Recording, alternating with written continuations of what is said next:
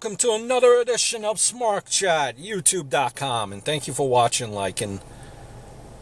Another edition of Fins Up, Week 11 thoughts from the game between the Dallas Cowboys, 24, defeating the lowly Miami Dolphins, 14. We lose.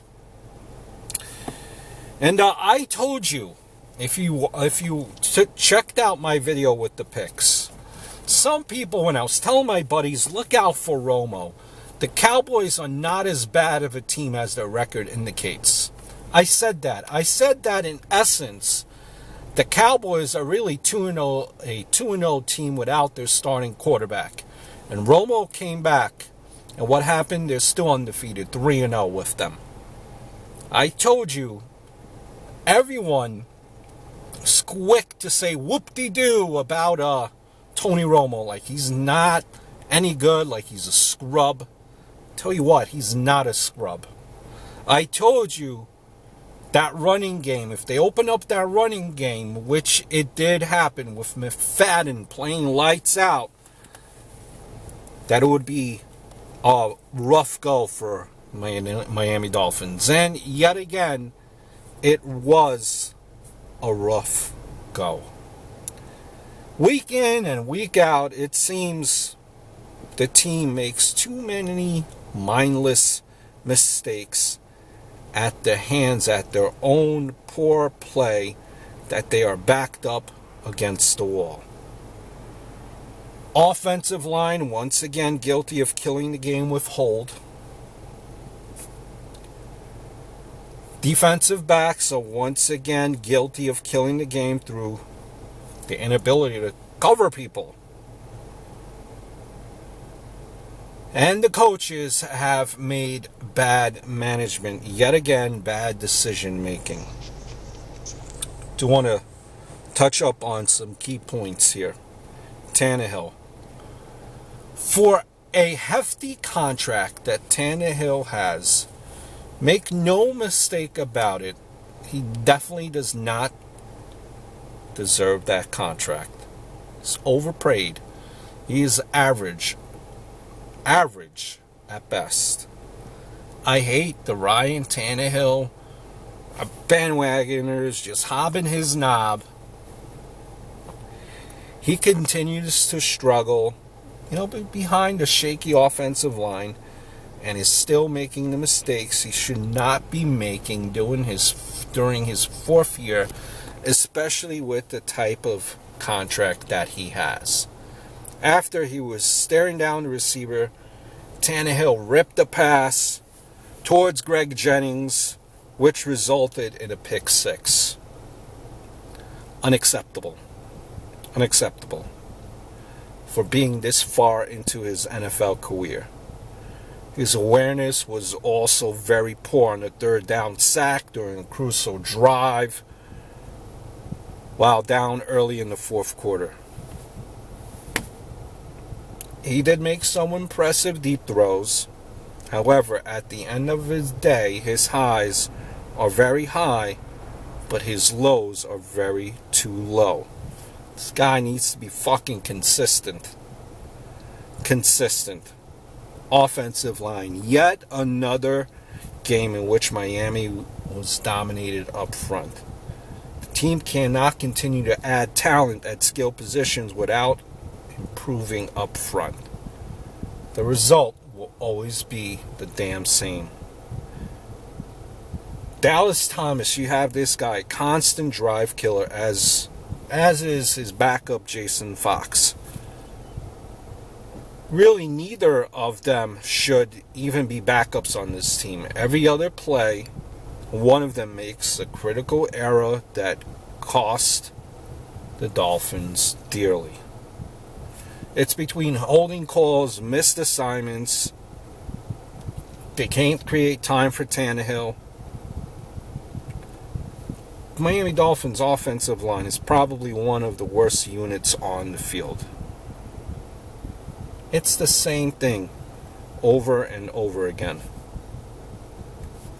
Speaking of worst, there's not a worse group of linebackers than the Miami Dolphins have. Jenkins, he's our only, I think, reasonable, gifted player at the position out. You had guys like Shepard were exposed.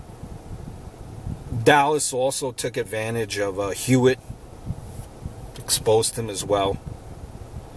Miami has needed to build at this position for years after making the crucial error of letting Dansby and Burnett walk in favor of Wheeler and Ellerby.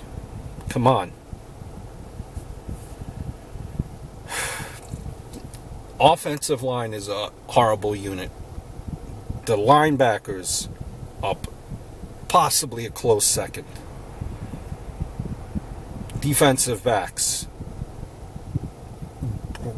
Grimes did a better job than I expected covering Des Bryant. But, Des Bryant was still able to make some plays. Grimes is getting older, and his inability to, hold down these great athletes at receiver becomes more evident. Bryce McCain, Jamar Taylor are not just, they're not good. But Taylor, then again, Taylor was a second round pick, so, the coaching. Miami Dolphins lost this game when they decided to punt on 4th and 6 by 10 in the fourth quarter. They showed no confidence in their offense. And the defense was unable to hold the opposition when they needed the most. The penalties killing Miami, it falls, partially on the coaches. During practice, the holding must be addressed. The personnel decisions that are made continue to baffle me. Why is Bobby McCain not playing more after that strong performance against Philadelphia? When you have guys like Jamar Taylor who continues to get burnt.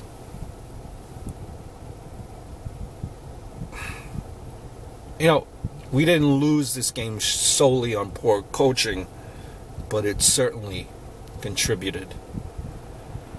We have too many penalties. We don't utilize our best players, and we constantly shoot ourselves in the foot. And we had opportunities to win this game, but we continue making the same damn mistakes over and over again. Every single game feels like it's the same. What else can we say? What else can we say if we are a Miami Dolphin fan? At a loss of words, quite honestly. I don't know. When will it ever get better? When will it finally be our year? When? Is it too much to ask? These teams they're constantly teams that just win and win and win. I don't get it. I don't. And, loss of words. Loss of words. Until next time, Miami Dolphin fans, fins up, I guess, right?